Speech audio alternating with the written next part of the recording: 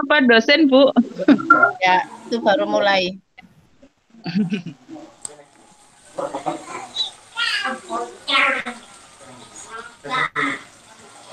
Mbak Rerin belum masuk ya?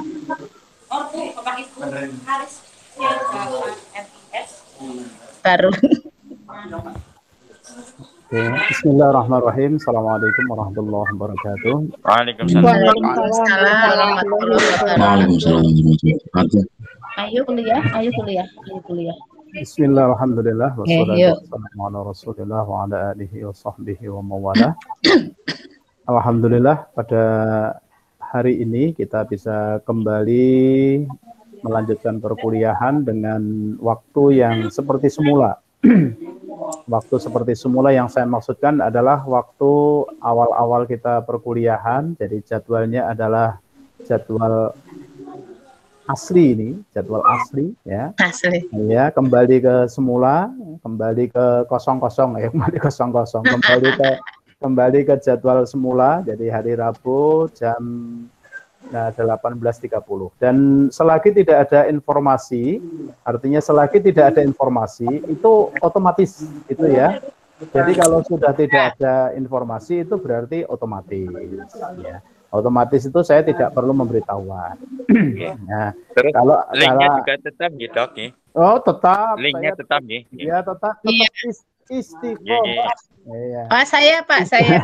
Iya, tetap istiqomah ya, tetap dengan. Jadi linknya nggak pernah ganti-ganti. Linknya satu ya, tidak pernah ganti dan jamnya juga sesuai dengan jam semula. Kalau jam 18.30 ya biasanya kurang berapa menit pintu sudah saya buka. Itu sudah otomatis. Oh iya. Nah, jadi apa itu begitu. Terus apa ya, minggu depan itu tanggalnya libur tentunya ya, kalau libur ya libur. Ya, Oh jadi iya, kalau Rabu tanggal merah ya. ya saya tadi baru nengok juga, ternyata Rabu depan libur. Kecuali kalau masuknya Selasa ya Selasanya nggak libur, tapi karena sudah memilih hari Rabu ya akhirnya kena libur lagi. Ya, kena libur lagi satu hari lagi. Nah, nanti masalah penghitungan sesi nanti tergantung pada minggu-minggu akhir. Kalau memang ada yang perlu dikodok, nanti kita kodok ya. Jadi begitu. Jadi tolong nanti untuk selanjutnya, karena ini sudah paten dan sudah saya sudah saya tulis di ikhlas, artinya penjenengan tinggal otomatis, tidak ada pemberitahuan kecuali kalau ada perubahan. Jadi kalau tidak ada perubahan itu berlaku otomatis. Nah, gitu ya. Tidak ada perubahan berarti otomatis. Otomatis hari Rabu jam 6:30 kurang sedikit sudah masuk. Jangan nunggu di halu-halu, nanti kayak bakul jamu saya. Ya, dulu kalau dosen saya, apa bedanya bakul jamu dengan guru itu ya. Kalau guru itu harusnya ya muridnya ada dulu baru gurunya datang. Tapi ini jadi bakul jamu ini. Gurunya sudah datang dulu baru loncengnya di klonteng ini baru datang satu. Baik. Di ikhlas maupun di Google Classroom sudah saya kirimkan beberapa file dan saya ada salah satu sisipan karena itu dalam RPS ya. Dalam RPS itu ada yang dalam urutan itu ada yang keselip, makanya saya tempatkan di sini. Jadi porsi analisis data itu 3 sesi hari ini, nanti sesi berikutnya. Jadi analisis data itu ada 3 sesi sendiri. Nah, di bagian awal sebelum analisis ini saya akan mengawali dengan topik populasi dan sampel. Topik ini menjadi penting, mengapa?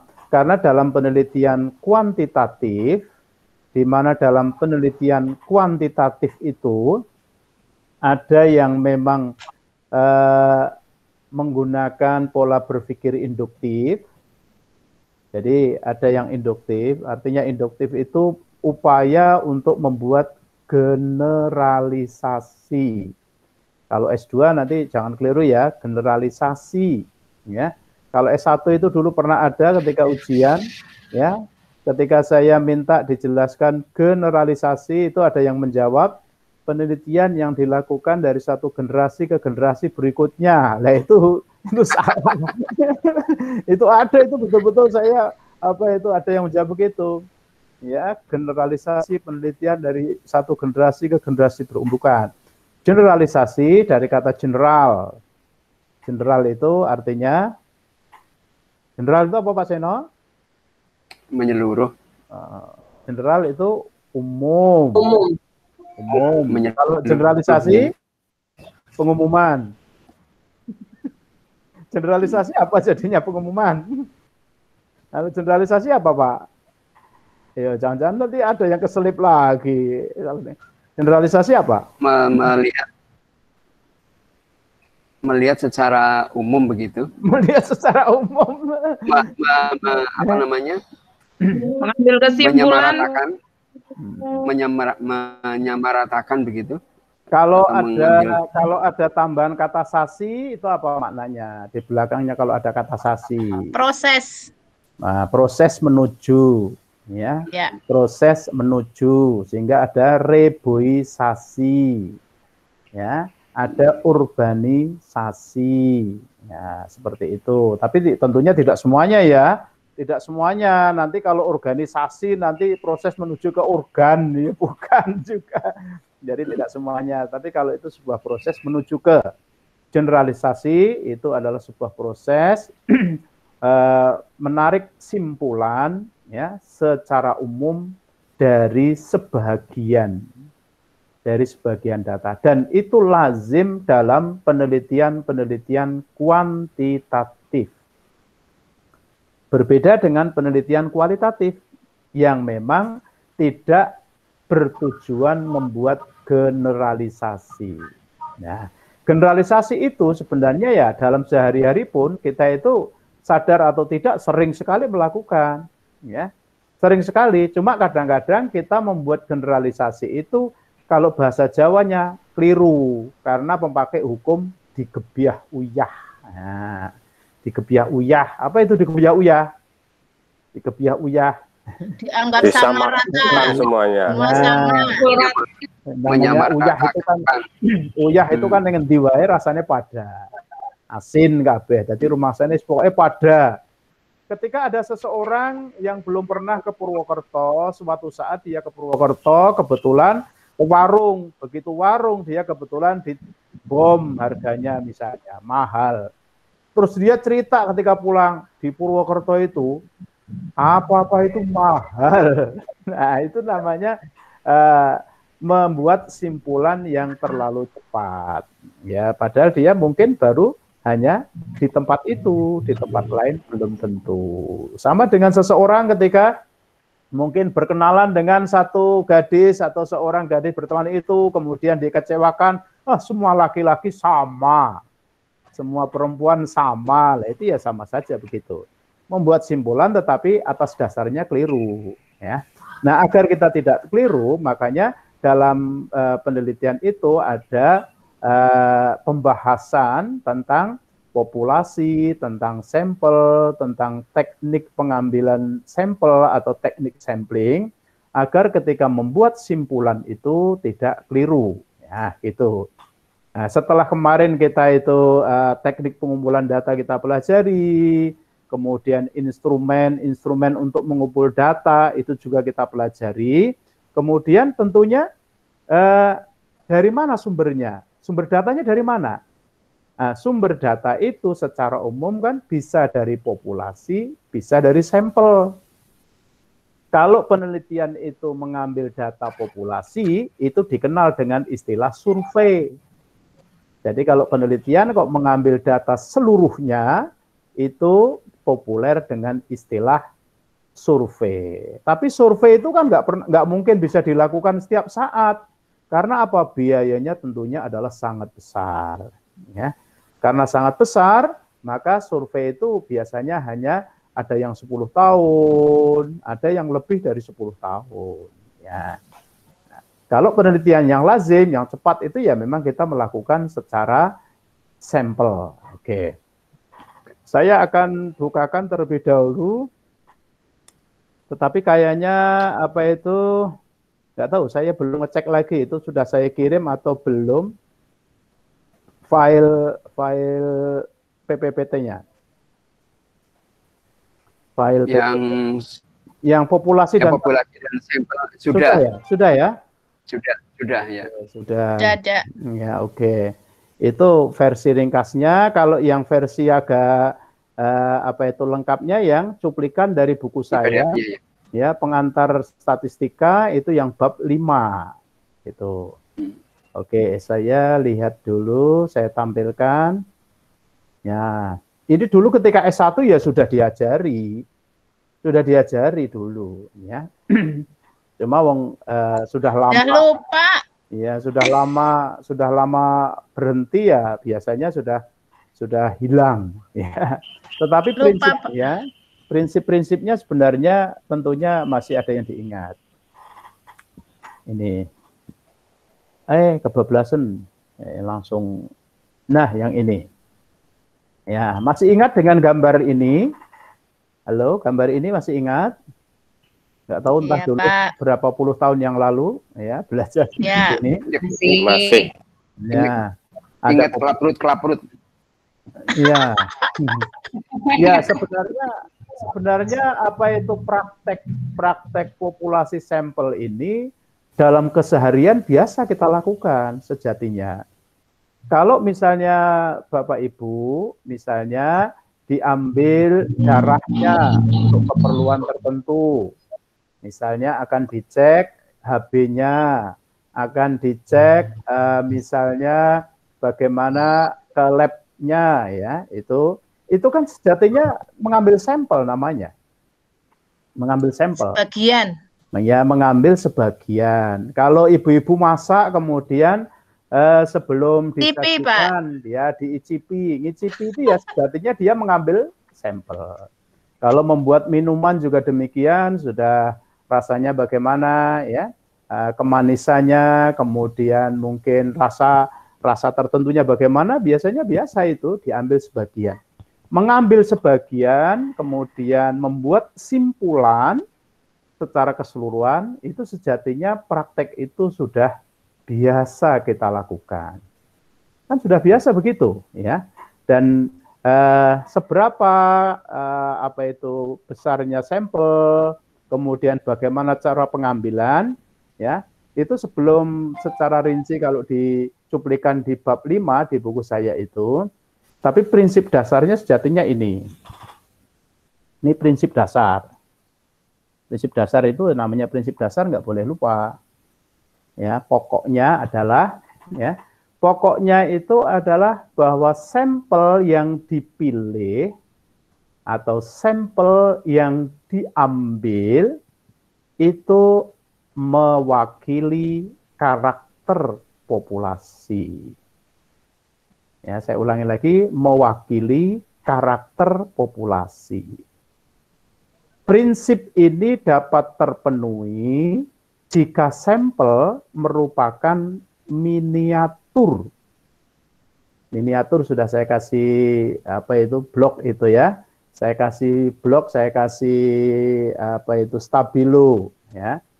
Miniatur itu bentuk kecil dari populasi. Kalau Bapak Ibu pernah ke Semarang itu ada Mairokoco. Ini sudah pernah ke sana belum? Belum? Sudah. Pernah, sudah. Sudah lama tapi. Ya, kalau belum pernah itu ya jadinya kebangetan. Ya, kalau belum pernah ya kebangetan itu. Mbak Indah sudah pernah belum? Halo, Mbak Indah sudah pernah? Belum. Bu Ida sudah pernah belum? Maaf lupa mikrofonnya nggak dinyalakan, Pak. Sudah lah dulu.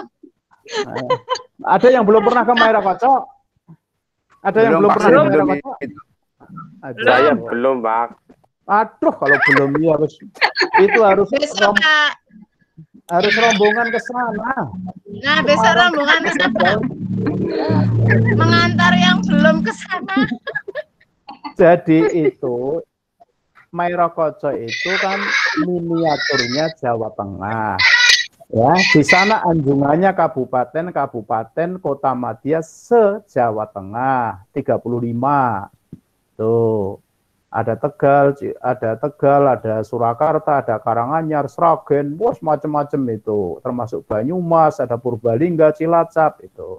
Nah, kalau yang miniaturnya Indonesia itu yang Taman Mini Indonesia Indah. Sudah pernah ke sana belum? Sampun, Pak. Ampun, Taman Mini. Halo, siapa yang belum? Siapa yang belum? Pak Sri belum lah. Sampun Pakku. Nek Taman Mini Sarip wis sudah. lah. Pak Sarip sudah. Bahaya banget. Sampun, sampun. Kalau belum pernah itu ya wis pokoknya bangetan nganggup banget lah. Iya. Pak Sri jadi belum ngaku-ngaku. Sampai bangunannya yang nggak bagus. Jadi anak mungkin anak sing ngurung tapi arep ngaku ora izin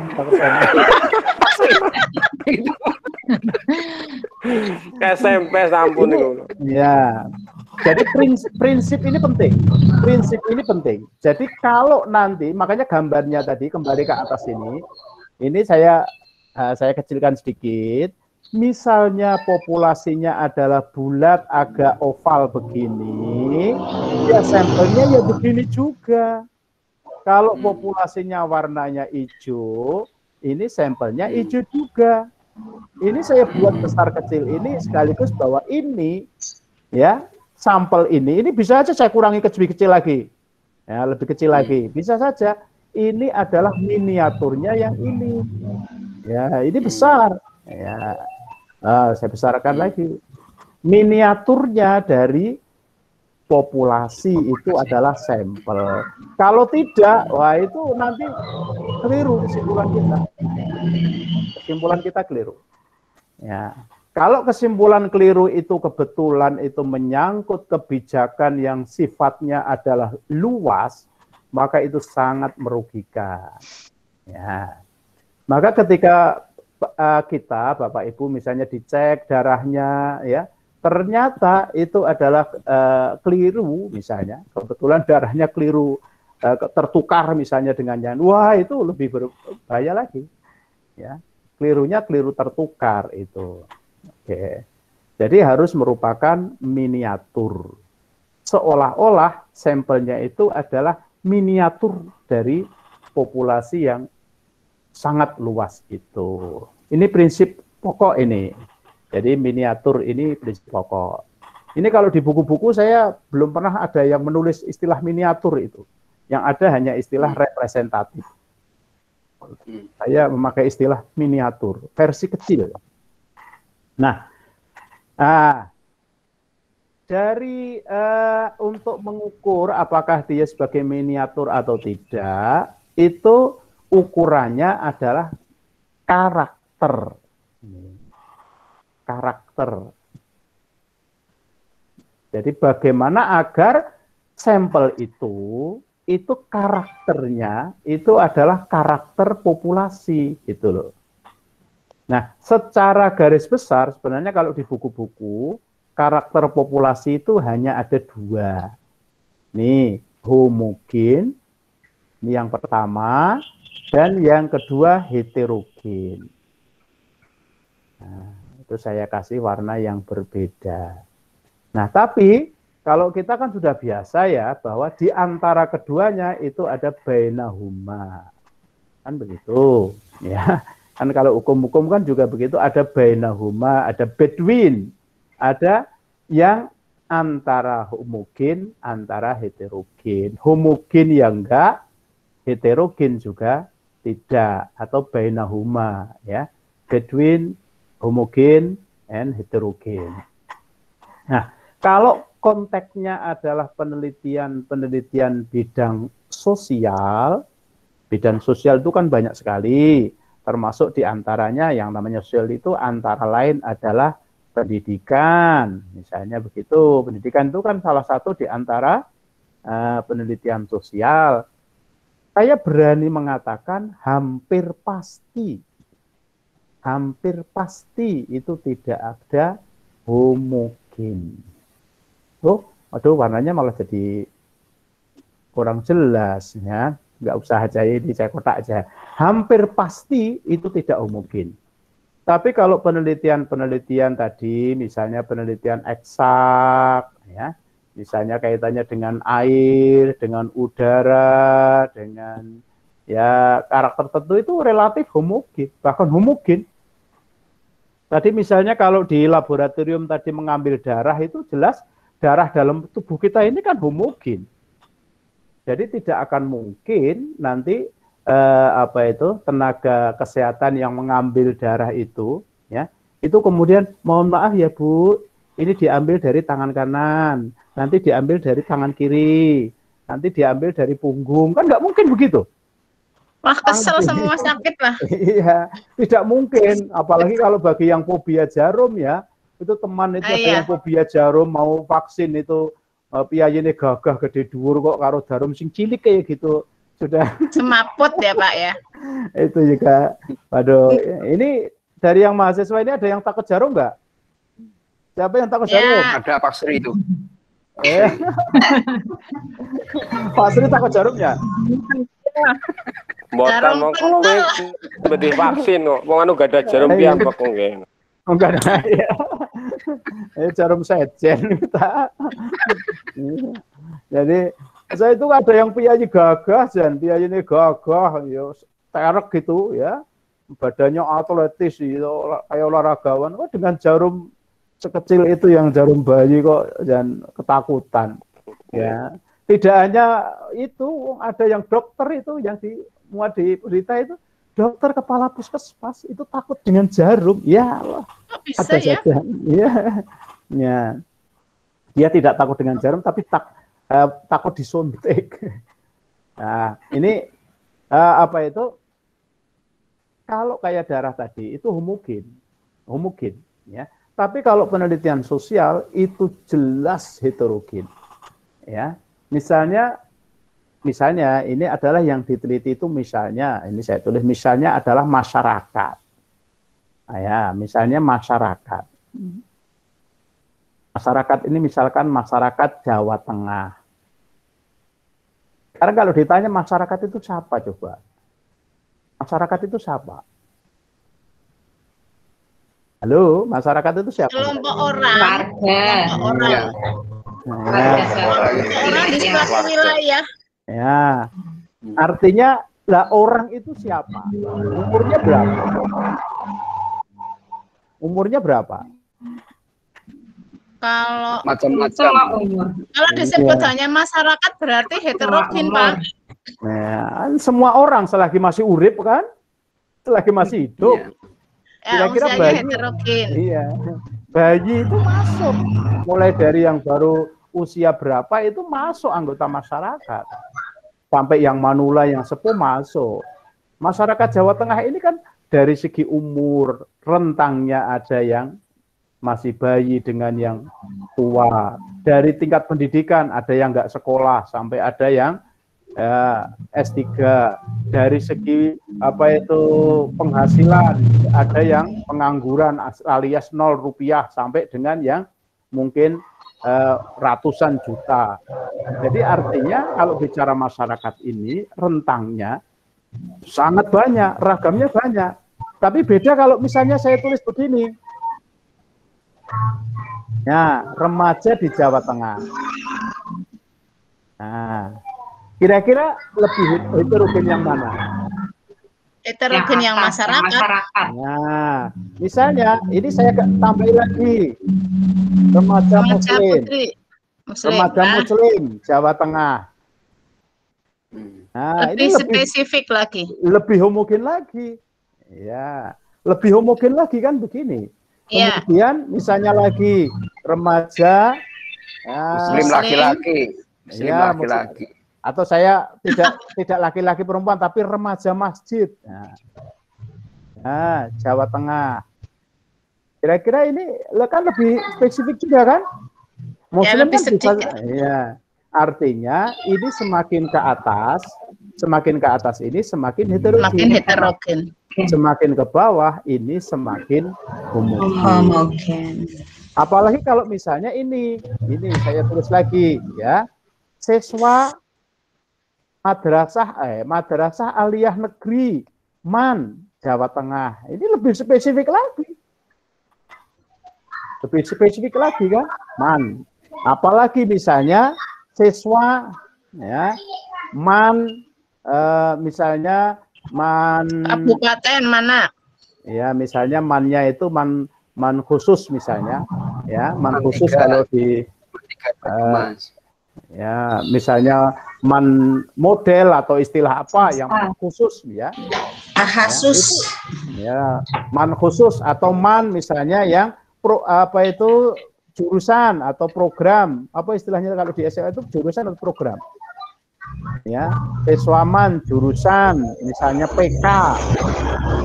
Nah, di Jateng. Ini lebih khusus lagi jurusan keagamaan, misalnya.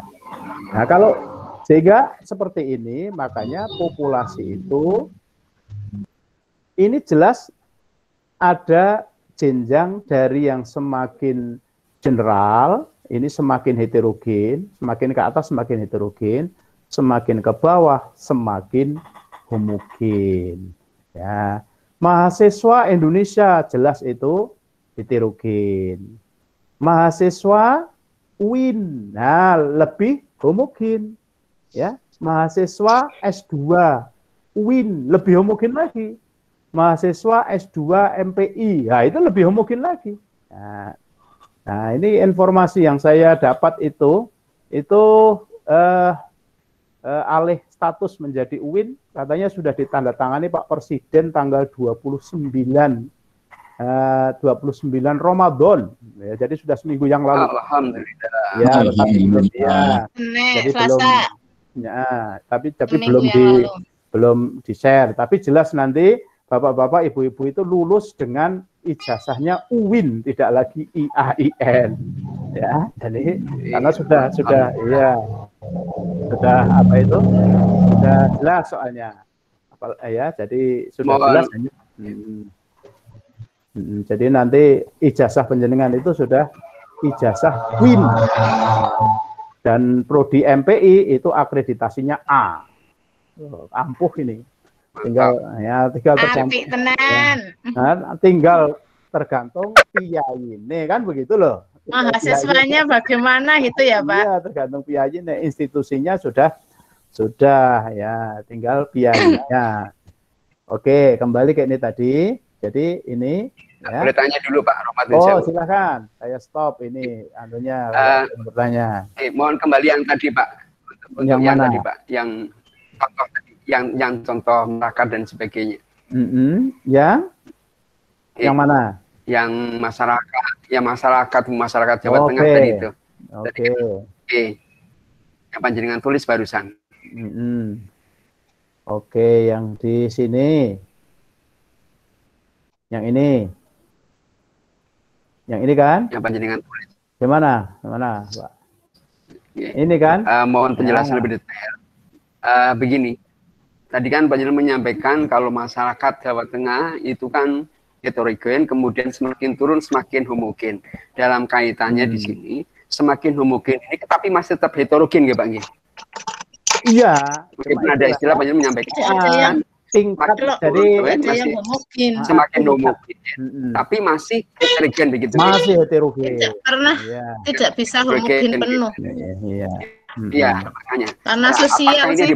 Maksud dengan tadi relatif homogen atau relatif heterogen tadi Pak, maksudnya begitu. Iya. Jadi kalau di atasnya ini makanya kalau di ilmu sosial itu tidak mungkin nomor 1. Adanya nomor 3 atau bainahuma, ini yang nomor 2. Ini nomor 2 ini bisa. Tuh. Nomor 2 bisa, tapi nomor 1 nggak bisa. Nah, nomor 2 ini bisa. Tidak kasih warna lain. Nah, jadi nomor 1 tidak mungkin ilmu sosial.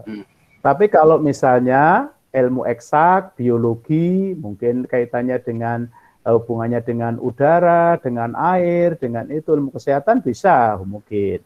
Tetapi kalau kaitannya dengan ilmu-ilmu sosial, kesehatan juga misalnya kesehatan masyarakat, itu jelas tidak mungkin homogen. Dia paling-paling nomor 2 ini, atau bahkan nomor 3. Kalau penjenengan menelitinya adalah di lembaga pendidikannya itu misalnya madrasah aliyah, itu jelas relatif homogen, tapi tidak homogen. Dan juga tidak heterogen banget, karena madrasah aliyah itu kan rentangnya sudah jelas. Selisih umur ya tidak terlalu jauh, selisih ya tidak terlalu jauh. Bandingkan dengan misalnya pelajar SLTA. Wah, itu kan lebih heterogen kan? Pelajar SLTA. Nah, pelajar SLTA lebih heterogen dibanding pelajar madrasah aliyah. Itu Pak. Sama dengan tadi. Sama dengan contoh tadi, misalnya remaja ini. Remaja di Jawa Tengah dengan remaja muslim Jawa Tengah beda. Remaja kan bisa lebih luas, lebih heterogen, maksudnya begitu. Begitu Pak Seno. Ada lagi yang mau bertanya? Ada yang mau bertanya? Nah ini, Pak. Nah, silakan. Niki kapunten ya Pak. Artinya di luar konteks ini, saya agak merasa kebingungan ketika dijelaskan Pak Rohmat sangat jelas. Tapi ketika sudah beberapa hari kok mengingat kembali agak susah tuh. Niku problemnya pripun nggih Pak? Nah, itu problemnya penjenengan itu cara wong anu ne ora tahu di murojaah. Oh. Iya, lah penjenengan. Nah, penjenengan hanya mendengarkan cerita tok tapi bukunya ora diwaca sih. Jadi bukunya artinya ketika dibaca pun mengingat kembali yang seperti hari ini mungkin panjenengan sangat jelas kita terima. Tapi ketika kita baca lagi, misalkan besok mau pertemuan, wingi apa ya? Terus niku pripun niku Pak. Nah, itu tergantung pendekatannya mana. Ya, itu pendekatannya banyak itu Pak. Jadi pendekatannya banyak. Kalau pendekatan dari ilmu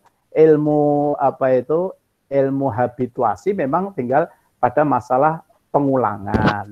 Tapi kalau masalahnya dilihat dari aspek umur, itu masalah umur.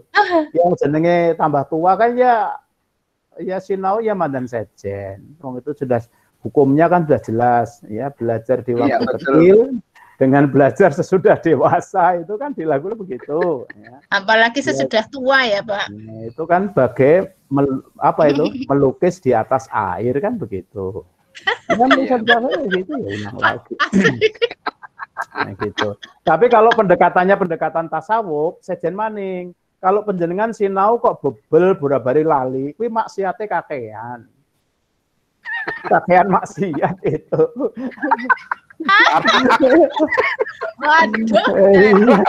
Makanya tergantung pendekatannya. Kalau pendekatannya pendekatan tasawuf itu adalah salah satu biar pelajaran itu terekam bagus, itu diantaranya adalah tarkil ma'asi. Tarkil ma'asi itu ya menghindari berbuat dosa. Ya. Itu kalau pendekatannya pendekatan tasawuf. Ya, pendekatan tasawuf kokean dosa ya sinau gampang lali. Ya, tapi banyak faktor ya. Kalau itu bisa diteliti ya, itu memang banyak faktor. Tapi intinya kalau secara ilmu psikologi ya sebenarnya hanya pengulangan aja. Begitu ya, gitu Pak. Nggih, Bapak, matur nuwun. Oke. Ini contohnya banyak sudah. Nah, ya kembali melanjutkan tadi, apabila populasinya homogen, meskipun ilmu sosial tidak ya, tapi penjenengan kan tidak selalu di bidang sosial saja, karena mungkin penjenengan sudah kuliah S1 bahkan nanti lulus S2 itu kadang-kadang kan dipercaya untuk urusi ini macam yang lain di masyarakat ya, atau di lembaga tertentu. Kalau populasinya homogen, itu tidak banyak kendala dalam pengambilan sampel. Sampel dapat dipilih yang mana saja. Dan jumlahnya dapat diambil sedikit, bahkan sangat sedikit. Tadi yang sudah saya contohkan, itu saya tulis lagi, darah, baik darah manusia atau darah binatang, ya, yang memiliki darah seperti manusia, karena ada binatang yang darahnya tidak manusia, ya. Untuk mengambil sampel darah dapat diambil di bagian mana saja. Dan sampel yang diambil bisa sangat sedikit. Mungkin cukup beberapa mili atau beberapa cc sudah mewakili. Kan tidak mungkin nanti misalnya ada petugasnya, mohon maaf Ibu, ini kayaknya penyakitnya serius, sehingga Ibu harus diambil darahnya 1 liter. Kan nggak mungkin. Itu. Nggak mungkin itu. Iya, lah terus nanti gimana ya, sementara diganti es teh atau Fanta gitu kan nggak mungkin. Jadi karena homogen, apalagi kalau hanya untuk ngecek HB, wah itu hanya kecil sekali, ya, kecil sekali. Hanya beberapa, kan hanya diketik kemudian dikasih alat, sudah kelihatan.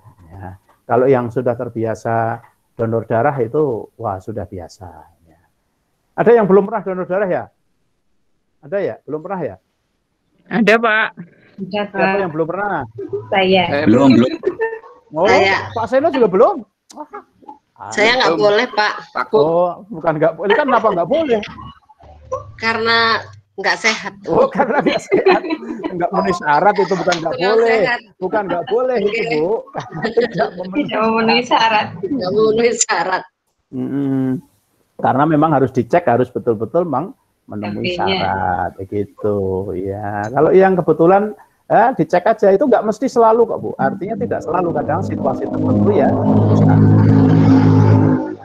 Ya, kalau apa itu ada yang sesekali kadang-kadang mungkin pas capek, mungkin begini nggak memenuhi syarat. Tapi kalau kondisi sehat normal ya memenuhi syarat secara umum. Ya. Karena kalau sudah terbiasa, saya sudah terbiasa ya enjoy aja. Bahkan kalau lama tidak donor darah ya kurang enak gitu. Bahkan semakin sering, saya semakin kesini semakin sering. Terakhir itu saya kemarin bulan pertengahan puasa itu sudah ke 47. Jadi 3 kali lagi 50. Iya, 3 kali lagi 50. Penghargaan ya, Pak. Iya. Coba sekarang itu 2 bulan lebih sedikit sudah diambil 350, diambil lagi 350 kok ya rantai-entek gitu loh. Nah, ya itu makanya ada Makin cepat diproduksi lagi. iya, sehingga saya ini meskipun sudah tua itu darah saya darah muda itu. Betul. Iya, mengapa darahnya muda? Karena darah yang tua udah diambil semua. Dan terus malahan. Iya. Dapat Makanya rencana emas, Bapak. 3 lagi. Nah, itu. Nasional. Bukan karena jadi- Roma ya, Pak? Iya, bukan. Oke, nah ini visualisasi kalau populasinya. Ini namanya visualisasi gambaran ya. Gambaran kalau populasinya homogen itu seperti ini. Jadi Sama ukurannya, ini- bentuknya. ya bentuknya semua sama, ini ya hanya beda tempat di sini tapi sama. Nah Ya. kalau seperti ini tidak ada masalah.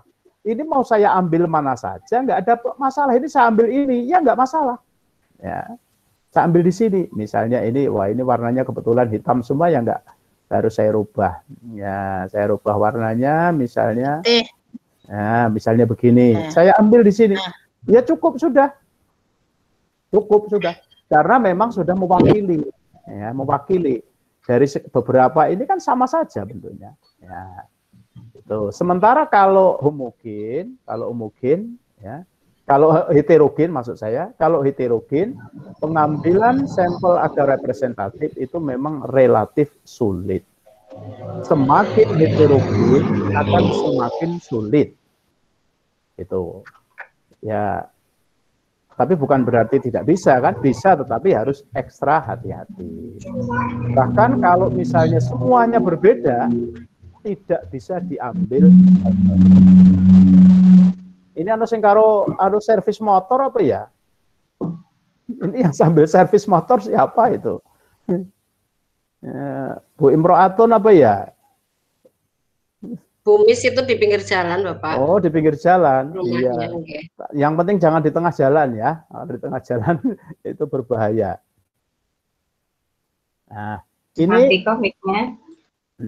ini adalah visualisasi untuk yang heterogen. Heterogen ini kan heterogen ini. Coba perhatikan di sini. Ini di dalamnya ada 5, itu sudah warna dan bentuknya aja sudah berbeda-beda. Nah, kalau semacam ini misalnya saya ambil 1 ini nggak bisa mewakili dong. Jelas berbeda. Saya ambil ini juga nggak bisa mewakili. Bahkan ketika saya ambil 2 saja, ya nggak bisa mewakili, wong berbeda.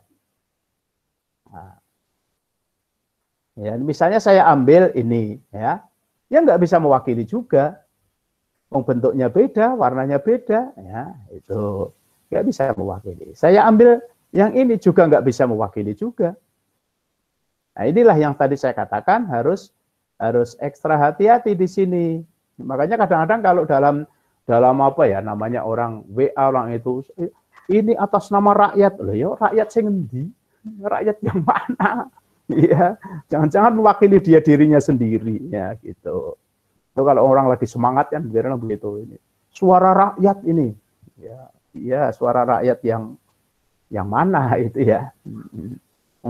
Suara saya kok tidak sama dengan suaramu ya. Jadi kadang-kadang orang yang mengklaim itu aja. Ini adalah itu sebenarnya kesimpulan yang kurang tepat kalau secara metodologi. Cuma kadang-kadang kan bahasa retorika kan begitu ya. Nah, kalau populasinya heterogen semacam ini, maka pengambilan sampel itu menjadi tidak tepat ketika untuk membuat generalisasi. Kecuali kalau tidak generalisasi. Ya, penelitian kualitatif itu penelitian yang tidak melakukan generalisasi. Sementara kalau penelitian kuantitatif itu rata-rata memang dia membuat generalisasi. Tuh. Kalau penelitiannya kualitatif, iya silahkan. Gitu. Oke. Nah, kalau yang bawahnya lagi, nah ini yang tadi saya katakan relatif. Ini namanya relatif. Relatif homogen. Relatif homogen itu ada yang sama, ya, tapi juga ada yang berbeda. Atau beberapa ada yang sama. Beberapa ada yang berbeda. Nah, ini kalau melihat ini kan ada karakter yang sama. Ya, ini sama. Ya, saya ambil 1 cukup. Cukup kan? Meskipun ada 3, ini saya ambil 1. Cukup juga. Ya, ini saya ambil 1. Wah, ini hitam. Ya, agak kelihatan di sini. Ya, ini harus saya rubah dulu. Ya, warnanya. Nah, misalnya saya rubah ini. Oh, yang ini jadi warnanya merahnya kalah. Mana ya? Nah, ini sudah beda lah. Yang penting kelihatan. Ini saya ambil 3 macam ini. Oh, 1 lagi. Ini saya ambil lagi. Nah, begini. Ini saya ambil 4. Ini sudah cukup. Ya, ini mewakili. Yang lain yang warnanya sama. Yang segitiga mewakili juga. Yang bulat, ini oval juga ada perwakilan. Ini ada perwakilan. Jadi meskipun jumlahnya banyak, tapi masing-masing ada keterwakilan. Maksudnya begitu. Nah, inilah yang namanya representasi itu begitu. Ada keterwakilan dari yang sejenis. Itu. Makanya ada juga hukum keterwakilan kaitannya dengan misalnya apa ya istilahnya pembelaan. Makanya ada diatur misalnya anggota dewan dari perempuan setidaknya sekian persen misalnya. Itu kan ada keterwakilan. Biar ada mewakili. Misalnya di tingkat kebijakan pusat itu misalnya dia harus ada yang dari wilayah timur. Misalnya begitu. Itu namanya ada apa istilahnya kalau itu kalau diingat malah lupa. Jadi istilahnya ada pembelaan untuk memang keperluan tertentu. Jadi tidak murni misalnya diambil peserta misalnya kaitannya dengan pelatihan tertentu atau program tertentu. Itu kalau di tes misalnya hasil tes tertinggi ya mungkin nanti pesertanya orang Jawa semua. Tapi ketika ada misalnya ada pembelaan atau ada istilahnya biar ada keterwakilan. Makanya meskipun skornya kurang, tapi mungkin dari Indonesia Timur dan itu diterima. Itu hukumnya ada begitu, itu beda lagi nanti ya aspeknya. Tapi intinya adalah bahwa ada keterwakilan. Oke, sampai di sini nggak ada yang mau tanya komen ya? Ini bisa ditangkap gampang kan ini? Ini gampang ya? Ya, jelas, ya, jelas. Angger urung mudeng ya ora apa-apa. Ya. Jelas, Karena memang memang sinau ora kudu mudeng sih. Ya. Kalau saya sendiri ya istilahnya, ya saya pokoknya berusaha mudeng. Tanya Bapak. Ya, silahkan. Oke, mohon maaf. Misalkan kan saya akan meneliti tentang kepribadian guru, nggih. Kemudian kalau saya misalkan menggunakan kuantitatif kan mungkin bisa dengan link ya Bapak nggih. Untuk pertanyaannya bukan wawancara ngaten. Lah untuk misalkan karena kepribadian guru kan bukan yang sampelnya bukan hanya dari guru saja yang saya tanya, tapi misalkan dari TU seperti itu bisa nggak Bapak? Kalau itu kan berarti dari pihaknya. Jadi begini, jadi itu bukan dari sampel. Satu sekolah itu berarti tetap satu populasi ngaten. Jadi bukan, itu masuknya dari pihak mana? Jadi penilaian itu kan ada penilaian dari diri sendiri, persepsi, ya. Dasar yang dipakai itu adalah dasar self evaluasi. Nanti evaluasi diri, dasar yang dipakai seseorang tentunya mengetahui kondisi dirinya. Tapi bisa juga hasil penilaian itu dari pihak luar. Dari pihak luar itu bisa misalnya kemampuan guru. Siapa yang melihat kemampuan guru? Misalnya atasannya atau misalnya pengawas. Bisa lagi misalnya bukan dari atasan, tapi dari penilaian siswa. Bisa juga dari penilaian tenaga pendidik. Teman sejawat. Itu. Jadi itu dari pihak mana begitu Bu? Ya. Jadi penilaian dari pihak mana? Itu. Ini nanti bicara sampelnya itu sampel dari itu misalnya dari guru berapa sampelnya? Siapa yang diambil? Dari atasan siapa yang diambil? Berapa orang yang diambil? Gitu. Jadi kalau tadi ini bukan sampelnya kok sampel dari TU bukan. Itu TU itu kan dari istilahnya penilaian dari pihak mana gitu. Karena memang penilaian itu kan tentunya yang ideal kan penilaian itu adalah dari keseluruhan aspek. Kalau dalam penggunaan penilaian namanya penilaian otentik itu kan multi teknik. Ya, multi teknik itu menghendaki atau menuntut adanya sejumlah teknik ya. Ya, apalagi sekarang tidak cukup lagi seorang menilai itu hanya dari guru. Ya, dalam hal tertentu penilaian misalnya teman atau dikenal dengan peer evaluation. Bahkan kadang-kadang penilaian diri sendiri yang dikenal dengan self evaluation atau penilaian diri gitu. Nah, itu kalau dalam konteks seperti yang saya urusi sekarang itu kan ada istilah SPMI, ada istilah SPME, ada sistem penjaminan mutu dari eksternal, ada dari internal. Itu. Nah nanti internal itu sampelnya siapa? Nah, itu beda. Itulah bicara sampel begitu. Dari eksternal itu siapa? Itu. Tapi kalau tadi berkaitan dengan kalau misalnya dari tenaga TU itu bukan masalah sampel atau belum bicara sampel, tapi dari pihak ya, dari sisi mana? Matur nuwun Bapak. Tapi nanti kalau bicara, lah ini tenaga gurunya kan banyak, misalnya siapa yang diambil? Lah itu baru nanti bicara tentang sampel itu. Oke, ada yang lain? Lanjut ya, lanjut. Ini lanjut. Oke, lanjut. Ini yang hitung-hitungan saya lompati aja. Nah, ini juga saya lompati. Nah, ini. Nah. ketika kita akan mengambil sampel, sampel itu, tadi ingat bahwa karakteristiknya pengaruhi loh ya. Karena nanti orang melihatnya itu, unit sampel itu bisa bermacam-macam. Tidak selalu unit sampelnya itu adalah person.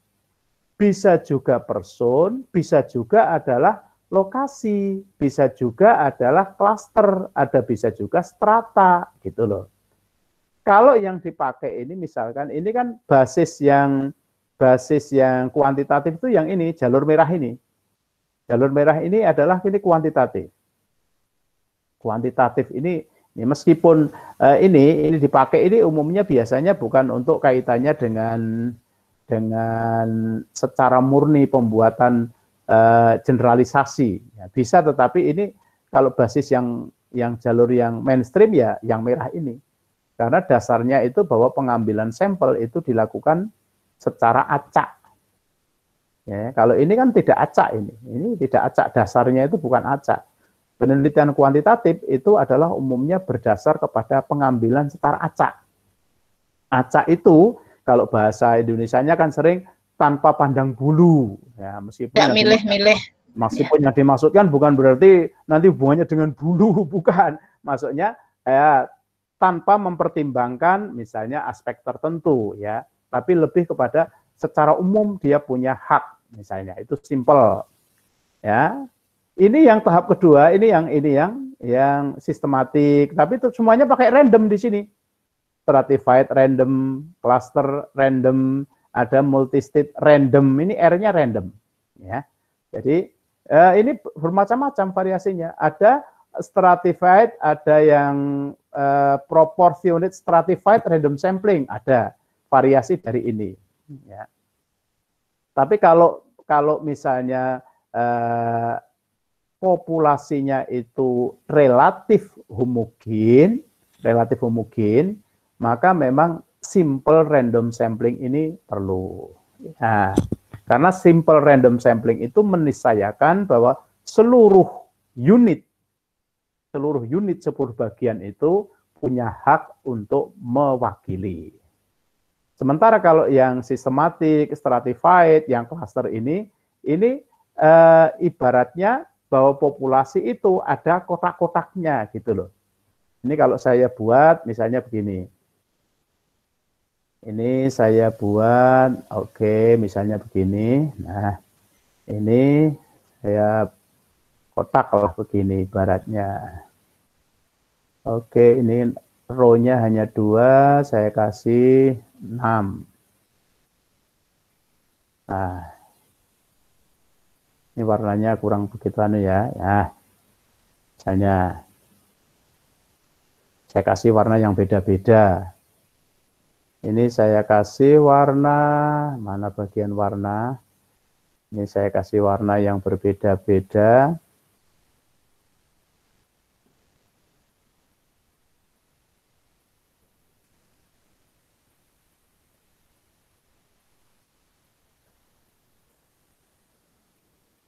Oke, kurang satu lagi. Ini aja yang paling bawah.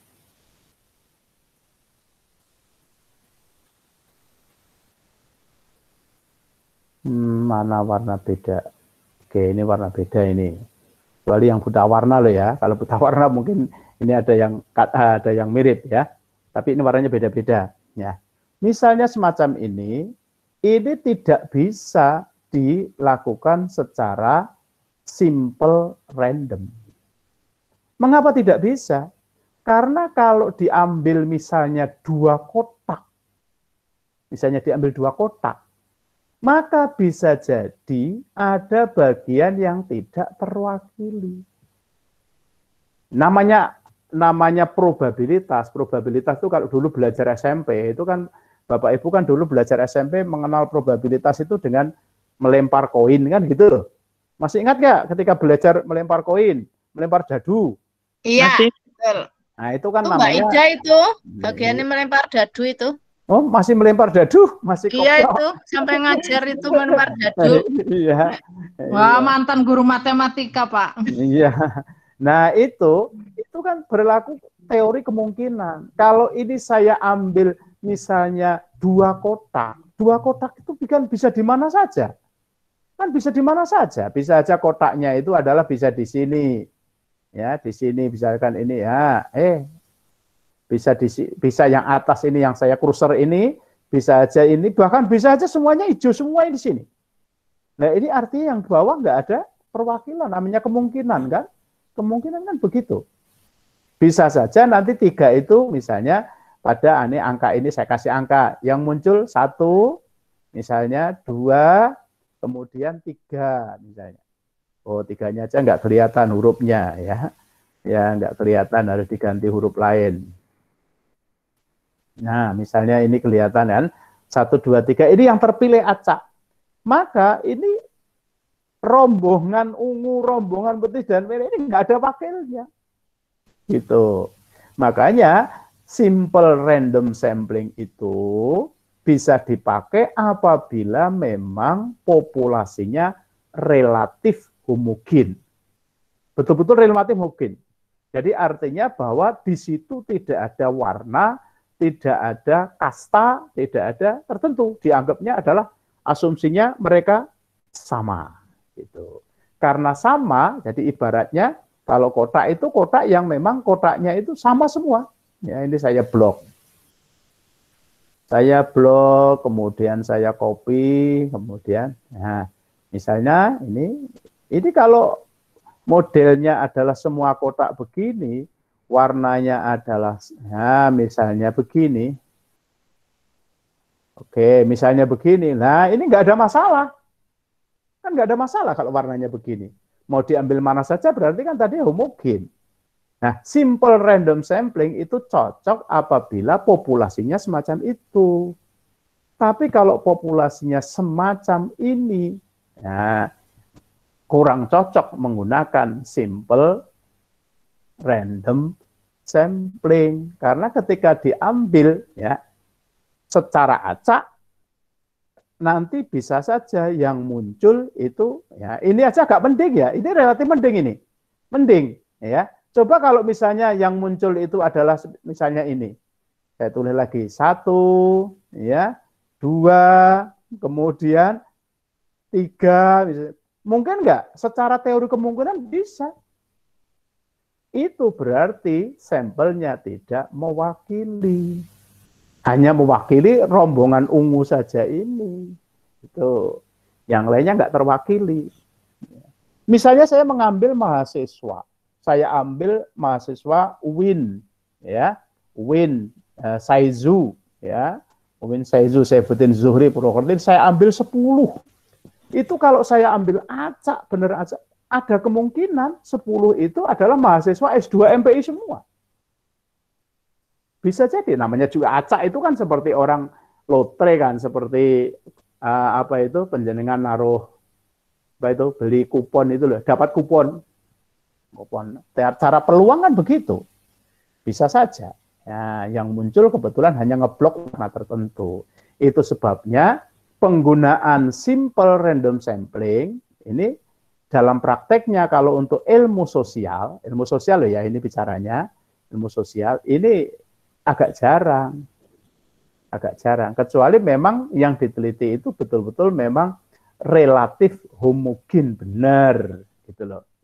Ya, tapi selagi ada klasternya sudah beda. Misalnya tadi ada yang meneliti guru ya. Guru itu kalau penjenengan misalnya guru itu berdasarkan tingkat pendidikan, nanti bisa jadi berbeda-beda. Ada 2 warna, ada dua warna. Ini warnanya mungkin adalah ya, yang begini, ya. Ini misalnya guru, misalnya latar belakang pendidikannya adalah S1. Sementara yang ini guru yang belum S1, masih diploma misalnya. Atau ini yang bawah yang S1, ini yang di atas S2 misalnya. Nah, ini kan hanya 2 warna, ya, 2 warna. Atau misalnya hanya laki-laki perempuan. Kalau ini kebetulan warnanya kan seimbang. Diambil paron-paron nggak ada masalah. Kalau kebetulan jumlahnya adalah segini. Nah, misalnya begini. Kemudian udah diambil aja masing-masing 1 atau masing-masing 2. Ya. Ya ambil 2, ini 2, ini 2. Nah ini tidak adil dong keterwakilannya. Inilah tadi makanya ada juga kategori ini. Ya, stratified ini. Ya, berdasarkan strata. Stratified pun ada yang lebih rinci lagi, yaitu namanya dikenal namanya stratified proportionate atau proportionate stratified. Ya.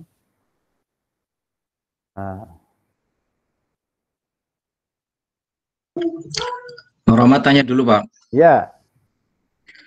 Kembali yang tadi Pak tentang jumlah Pak. Misalnya begini, saya mau meneliti tentang kemampuan kepala madrasah yang berjenis kelamin perempuan. Itu di Banyumas misalnya hanya ada 7 dari 57 MTS. Ya. Itu konteksnya atau idealnya itu sensus apa sampel apa istilahnya Pak? Ya. Ini hanya jumlahnya hanya di bawah 10 begitu. Iya, kalau di bawah 10 menurut saya ya itu diteliti semua. Iya, itu diteliti semua, nggak usah disampel. Nah, jumlahnya hanya 7. Penelitian populasi ya Pak. Iya, penelitian populasi. Tetapi kalau misalnya 7 itu kemudian dikelompokkan lagi. 7 itu misalnya ada 4 atau ada 4 itu yang swasta, kemudian 3 yang negeri misalnya. Nah, itu berarti kan ada yang beda. Ada yang beda. Jadi kembali ke tadi bahwa bagaimana karakternya. Karakternya bagaimana? Kalau kebetulan karakternya misalnya kepala madrasah sanawiyah itu adalah misalnya yang di populasinya adalah madrasah sanawiyah negeri. Sanawiyah negeri misalnya bahkan mungkin tidak hanya se-Banyumas, mungkin se-ex Karesidenan Banyumas. Ya, jadi kepala sekolah wanita atau perempuan di ex Karesidenan Banyumas misalnya. Nah, MTS itu kalau MTS tok kan masih ada 2 kemungkinan. MTS swasta, MTS negeri. Gitu. Ada lagi misalnya penjenengan membuat logikanya bukan negeri swasta, tapi MTS yang di kota, MTS yang di pinggiran kota. Nah, saya tidak mengatakan desa, karena sekarang mungkin katakan desa itu kategorinya di pinggiran desa atau daerah marginal. Asumsinya apa? Nah, asumsinya bisa jadi mereka itu berbeda dalam karakter memimpin sehubungan dengan yang dipimpin, mungkin termasuk siswanya, mungkin karakternya berbeda. Nah, kalau logika itu yang dibangun sehingga nanti stratanya itu berbeda. Gitu. Makanya kalau kebetulan jumlahnya kecil, saya menyarankannya perluas itu populasinya. Itu dengan diperluas itu, maka jumlahnya akan semakin banyak. Jadi misalnya tadi kalau Banyumas itu hanya 7, ketika se-ex Karesidenan Banyumas kan bisa jadi jumlahnya banyak. Nah, jadi misalnya Cilacap, Banyumas, Purbalingga, Banjar. 4 kabupaten kan jadi jumlahnya banyak. Nanti bisa berlaku sampel lagi, gitu. Gitu, Pak. Jadi kalau jumlahnya sedikit, ya menurut saya perluas itu wilayahnya. Nah, nanti kategori itu bisa menjadi dasar lagi. Oh, ternyata se-ex Karesidenan Banyumas itu kepala madrasah ya, yang negeri maupun swasta itu yang perempuan misalnya ada 20. Misalnya 20 itu misalnya 15 itu adalah MTS negeri, 5 itu adalah MTS swastanya 15, 5 adalah MTS negeri. Nah, nanti bisa diambil secara proporsional. Proporsional itu berapa? Misalnya diambil proporsional karena tadi 15 mungkin diambil 15 diambil 3, sementara yang negeri 5 diambil 1. Nah, misalnya dengan asumsi bahwa yang negeri itu relatif homogen, yang swasta relatif homogen. Tapi kalau swastanya ternyata dipecah lagi. Swasta itu ada 2 besaran. Ada yang basisnya NU, ada basisnya Muhammadiyah. Yang basisnya NU itu misalnya ada 9, yang basisnya Muhammadiyah ada 6, yang negeri 5. Itu nanti akan polanya berbeda lagi. Gitu Pak ya. Makin rumit berarti ya kalau dipecah-pecah seperti itu ya. Bukan rumit sejatinya, ya kita kan berusaha untuk memetakan agar setiap unit itu ada keterwakilan gitu. Makin teliti ya Pak. Ya keterwakilan. Jadi ibaratnya biar memang jangan sampai nanti kayak tadi salah ketika itu namanya error sampling itu di situ. Kesalahan sampling terjadi misalnya penjenengan menyimpulkan pada sesuatu hasil penelitian padahal pengambilannya keliru gitu loh. Pengambilannya keliru. Anda mengambil simpulan kepala sekolah bla bla bla bla bla padahal sebenarnya yang diambil itu dari bagian tertentu saja. Kan kayak tadi awal kuliah saya sampaikan, orang hanya mengambil satu warung kemudian langsung menyimpulkan bahwa makan di Purwokerto itu mahal, kan begitu. Nah, penjenengan langsung sampel misalnya yang lahir, yang muncul adalah kebetulan MTS Muhammadiyah, langsung menyimpulkan untuk general. Ya kan nggak cocok. Gitu. Oke. Siap. Jadi harus cermatnya di situ. Jadi karakternya itu dipelajari. Itu nanti akan terkait dengan bagaimana cara mengambilannya. Gitu. Cara pengambilannya. Jadi kalau misalnya ada keragaman, di situ berarti dianggap sebagai itu bisa diwakili satu. Atau sebagian diwakili. Ini bagian lagi. Ya. Begitu Pak ya. Ya ini memang sebenarnya kalau di papan tulis ya sebenarnya bisa saya gambar begitu. Tidak hanya sekedar ini bisa di apa itu bisa lebih jelas Pak kalau seperti ini jadi bingung. Iya, apalagi gue disetel HP-nya terus ditinggal lunga-lunga ya wis. HP-nya disetel terus ditinggal lunga-lunga ana sing apa itu sambil saya memperhatikan saja nggak mudeng Pak. Ada wakilnya disambi. Saya juga lihat terus ini. Ya, oke. Jadi intinya, tadi kan kembali intinya bahwa bagaimana sampel itu benar-benar mewakili karakter populasi. Makanya nomor 1 itu adalah harus cermat betul ketika ditanya populasimu seperti apa. Oh, populasinya semacam ini. Populasinya adalah misalnya ada program studi atau ada jurusan. Kalau itu menjadi basis analisis, itu menjadi pertimbangan. Ya. Ketika dalam analisis seseorang misalnya mempertimbangkan pendapat laki-laki perempuan, maka aspek jenis kelamin itu menjadi strata. Gitu. Tetapi ketika bangunan teori itu tidak mengkaitkan sebuah pendapat itu dengan kelamin, jenis kelamin, maka ya membuat kategori berdasarkan laki-laki perempuan itu tidak pas lagi. Tidak pas.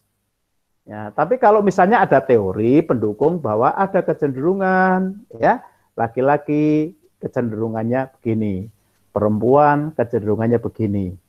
Jadi ketika di teori sudah begitu, maka dia harus mempertimbangkan karakter populasi berdasarkan jenis kelamin. Sama dengan tadi, karakter sekolah itu sekolah negeri, sekolah swasta. Karakternya berbeda, misalnya. Jika memang itu, ada teman itu, berarti Anda harus mempertimbangkan karakter populasi berdasarkan status sekolah itu, negeri dan swasta. Nun sewu Pak Rohmat tanya Pak. Terkait dengan tadi sampel, kalau misalnya kita ini Pak mau menganalisis tentang guru lah, terus kita meninjaunya tadi mungkin dari gender atau jenis kelamin, mungkin sekolah kota atau sekolah desa, sekolah tadi di desa, kemudian bisa juga sekolah negeri atau swasta. Nah itu pengambilan sampelnya harus mewakili tadi gender, sekolah negeri swasta, kota dan desa, atau cukup persentase berapa gitu Pak? Nah, itu kan persentase, namanya persentase itu kan ada juga nanti proporsi. Karena hukumnya yang jumlahnya banyak, wakilnya ya harus banyak. Itu.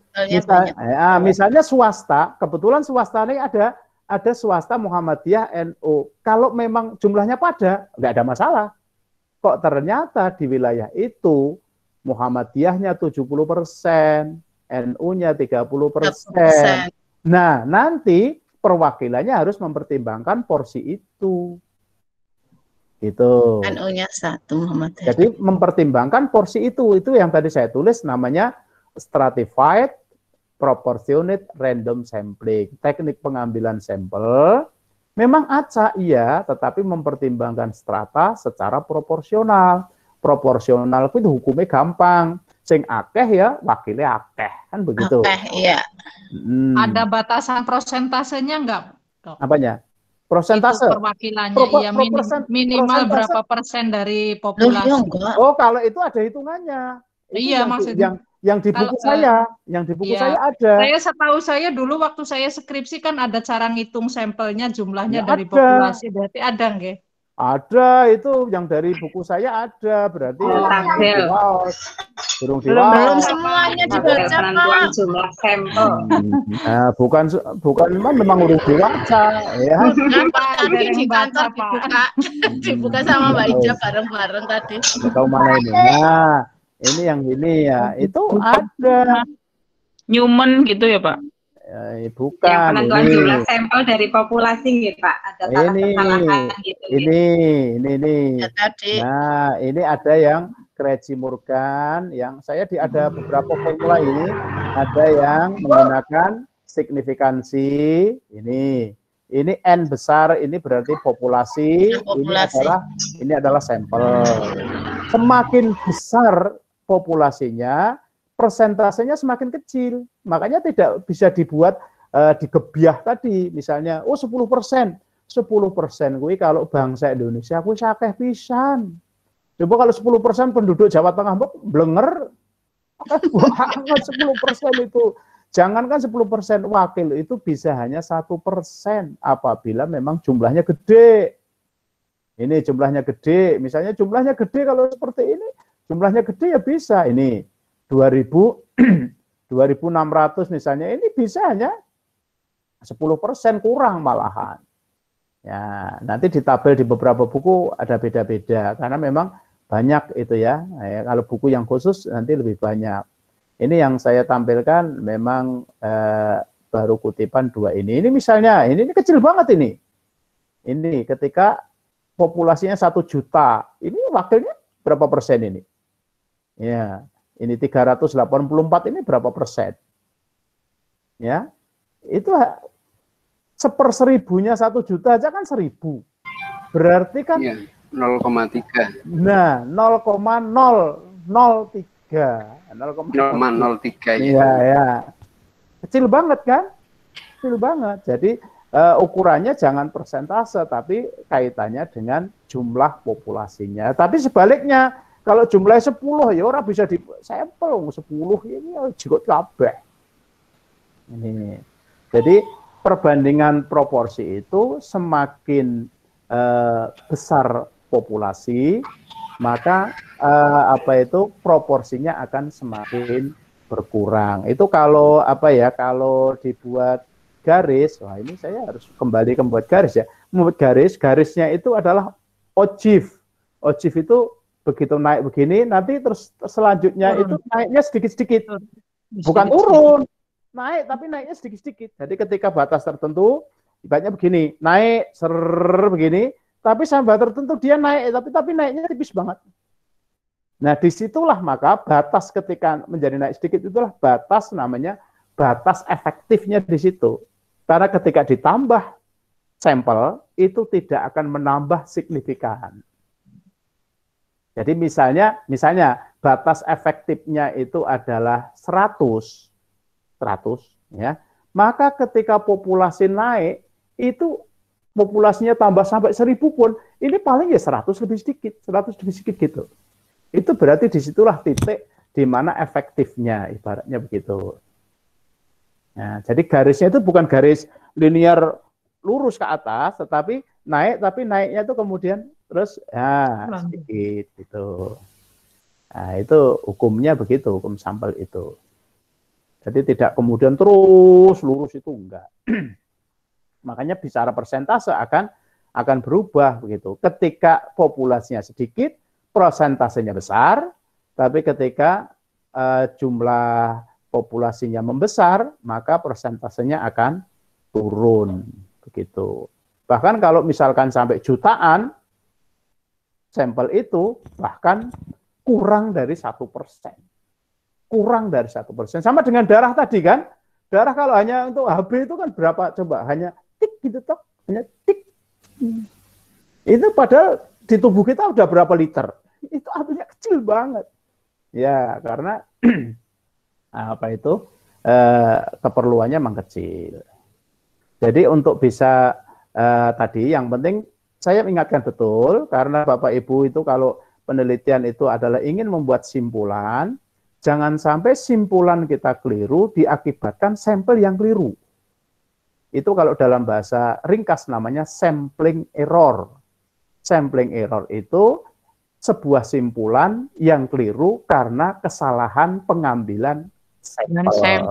Gitu. Ya, misalnya penelitian guru-guru kebetulan sampelnya sing sregep kabeh. Ya kesimpulannya error. Atau sebaliknya, delalah sing kepilih. Iya, sing males kabeh langsung kesimpulannya guru-guru di Purwokerto males. Padahal itu salahnya salah sampel. Gitu. Itu yang harus hati-hati betul begitu. Itu jangan sampai Bapak Ibu itu membuat simpulan keliru karena kekeliruan dalam memilih sampel. Wah, itu berbahaya itu. Ya kalau misalnya hanya hanya sekedar informatif, mungkin tidak terlalu berbahaya loh. Kalau Bapak Ibu menjadi pejabat provinsi, terus nanti hubungannya dengan kebijakan, wah itu membahayakan itu. Apalagi misalnya penelitian itu untuk bahan keputusan presiden, wah itu salah sampel itu membahayakan.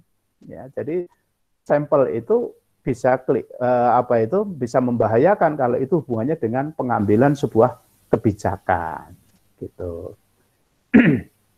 Jadi tidak sederhana sebenarnya, efeknya itu bisa besar itu. Bisa besar ya.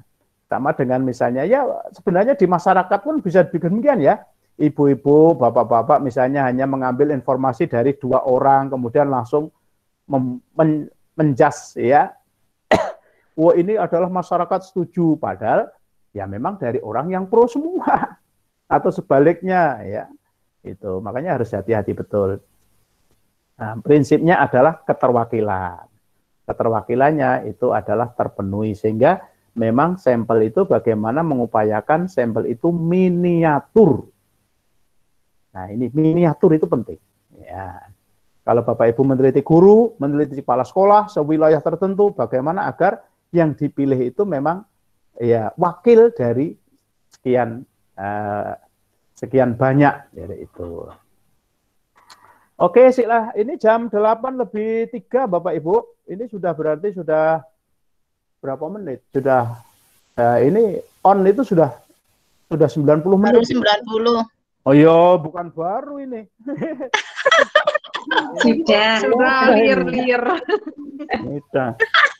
Sudah 90 menit itu kalau pakai HP wis anget itu, wis panas itu.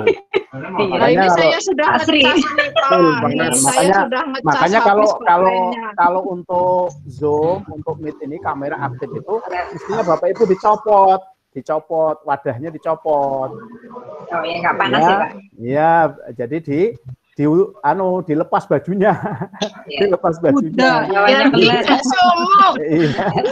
Kalau diwadahi yang wadahnya rapet begini, itu nanti cepat panas. Cepat panas ini, apalagi begini panas itu. Ya, panas kalau kameranya aktif. Kecuali kalau laptop ini mau dipanteng laptop saja. Laptop nggak pakai baju sih, Pak. Nah, ya ada juga yang pakai lepas bajunya. Ada laptop yang pakai soft case itu dikurung baju itu ya panas juga. Itu kan kayak diungkep juga. Bawahnya dikasih kipas, Pak. Nah, dikasih kipas. Jadi kayak kompor kayak itu. Musim ya, Bu Em. Iya, nih dapat saya kipas. Ya, memang laptop tertentu memang lebih mudah panas. Laptop yang lama, apalagi yang lama ya, yang lama, merek-merek tertentu, saya tidak menyinggung merek, itu ada yang gampang sekali panas, ya. Tapi kalau laptop yang baru, ya, tapi kan tidak semua Bapak Ibu punya laptop baru kan? Nah, itu dia. Jadul, Pak. Saya jadul, Pak. Ya. Bisa disubsidi yang baru. Padahal laptop itu ibaratnya saya pakai PC kuno ini malah. Nah, itu ibaratnya pacul masalahnya, atau itu kan keris gitu. Kalau Bapak Ibu pacul goang kayak gitu ya memang sejen. Iya, mestinya paculnya kan pacul sih. Iya, itu. Beda pacul itu ya sejen nanti. Pak Seno makanya tuh si Boyong gede banget itu. Iya. Gede terus kandel gitu. Iya ini Pak, ada ini. Iya, gede terus kandel gitu loh. Mantap. Berat banget, berat banget. Iya, kayak dulu bida. memang begitu. Dia turun kandil kayak bida. Kalau sekarang ini yang tipis-tipis, yang model begitu, tapi dingin. Merek-merek tertentu yang saya pakai ini dingin. Ini pakai lama-lama yang ya dingin. slim. Ya ini yang Oke, itu harganya juga slim.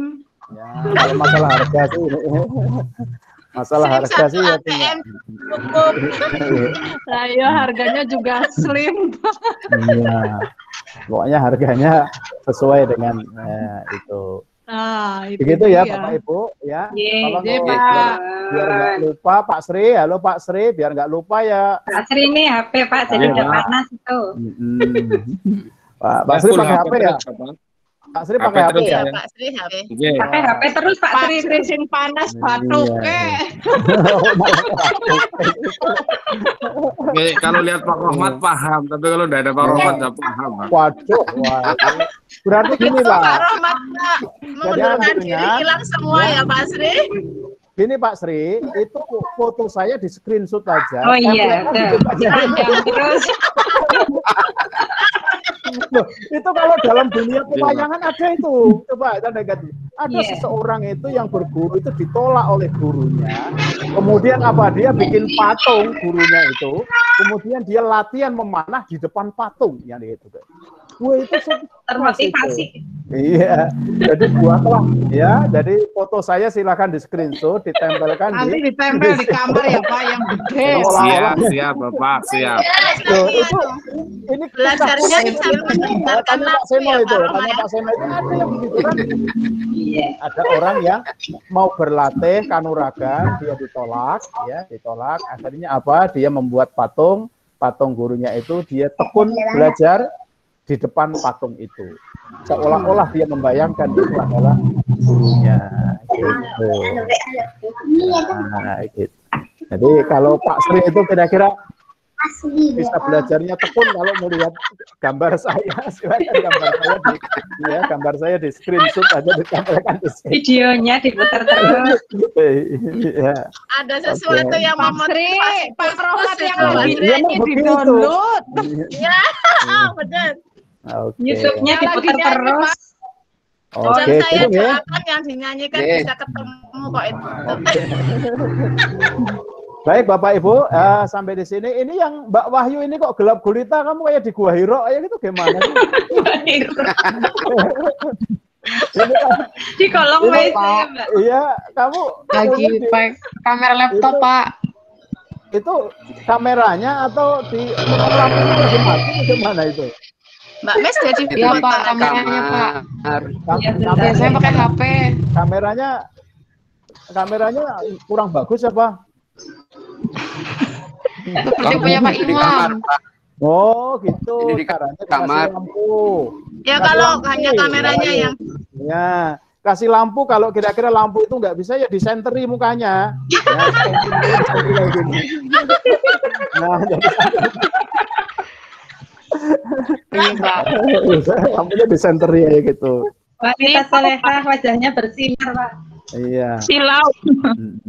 Gitu. Oke, ini yang Apta Satya ini gimana? Saya nggak lihat wajahnya ini. Mbak Nirbaya apa Nurbaya? Nirbaya. Biasanya sinyalnya sulit. Oh iya. Kalau pakai kamera tidak kuat itu biasanya. Nggak kuat ya? Kamu di gunung ya? Siapa Berlika Karangreja? Karangreja ya. Nah itu kelihatan gitu kok, tapi nggak bisa terus-menerus ya. Ya lama-lama nanti hilang sendiri gitu loh Pak, keluar terpental Oh dari iya, lama-lama hilang ya. Kalian Pak kalau terpental terus nanti jadi mengecil, jatuh terus sih. Ya oke. Berarti kalau begitu, kalau pas kuliah ini Bu Nirbaya itu harus turun gunung dulu. Iya, turun gunung dulu ya. Biar apa itu sinyalnya bagus ya. Baik, iya baik begitu Bapak dan Ibu yuk. Silakan coba dibaca dulu. Nanti ini sebenarnya kita sudah masuk analisis deskriptif, tapi nggak apa-apa besok deskriptif dan korelatif saya jadikan satu. Karena tetap topik populasi ini penting. Kita membuat simpulan biar tidak keliru. Salah satunya bagaimana mengambil sampel itu secara benar. Ukuran benar di sini adalah representatif. Representatif itu gampangnya adalah bagaimana agar sampel itu benar-benar miniatur.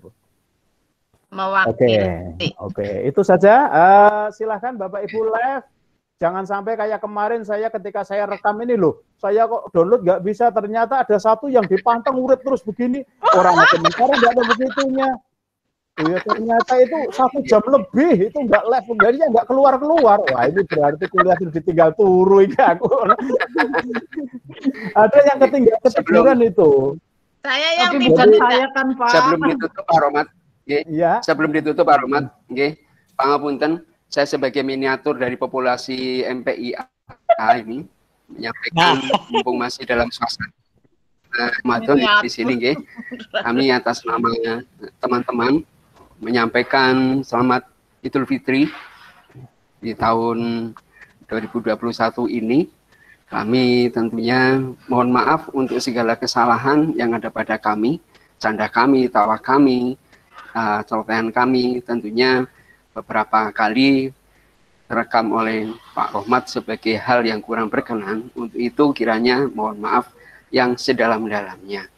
Dan kami juga sama-sama mendoakan atau kita berdoa bersama agar nantinya kita dimudahkan dalam segala urusan oleh Allah Subhanahu wa Ta'ala, baik urusan dunia maupun akhiratnya, bersama dengan orang-orang tercinta yang kita miliki semua. Ya mohon maaf sekali lagi dari kami, mudah-mudahan Pak Ahmad berkenan untuk menerima kami dengan apa adanya dan menjadi sebuah keluarga yang bisa kita nikmati kebahagiaan bersama di surganya Allah nanti. Demikian, terima kasih. Amin. Oke, saya singkat saja itu ya. Kalau disingkat kan cukup dengan dakwah sami-sami. Bukan sami-sami dakwah. Kalau sami-sami dakwah itu kejerungup apa? Sakit Pak. Iya Pak. Ya, dakwah sami-sami. Jangan dibalik sami-sami dakwah. Itu beda lagi. Ya, dakwah sami-sami. Saya mengajar, saya buat sesantai mungkin ya. Santai mungkin, bahwa kemudian sudah dibikin santai kok masih ada itu ya. Saya sendiri saya buat santai, ada yang berangkat ya alhamdulillah, orang berangkat ya saya juga ya alhamdulillah gitu. Baik, begitu Bapak Ibu ya, sampai bertemu kembali nanti insya Allah 2 minggu lagi ya, karena Rabu depan itu merah, nanti nggak usah nggak usah buka, ini langsung dibuka, saya tidak masuk minggu Rabu besok ya. Oke, demikian Bapak Ibu. Oke, sampai bertemu, semoga semuanya sehat dan tetap semangat ya, dimudahkan semuanya saja ya. Oke, sekian dulu, silakan nanti live berturut-turut biar saya terakhir. Ya, saya untuk memastikan biar tidak ada yang tertidur.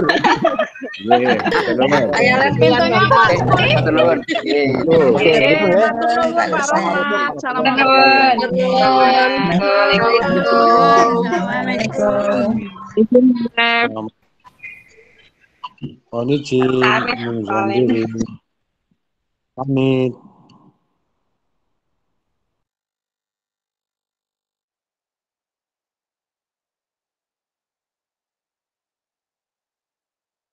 Baik, demikianlah perkuliahan untuk sesi yang ke-10. Ini perkuliahan sesi yang ke-10 untuk program studi Magister Manajemen Pendidikan Islam ya. Kelas A hari Rabu tanggal 19 Mei 2021 dengan topik tentang populasi, sampel, dan teknik pengambilan sampel. Semoga bermanfaat. Sampai bertemu insya Allah di lain waktu pada sesi berikutnya, topik berikutnya. Assalamualaikum warahmatullahi wabarakatuh.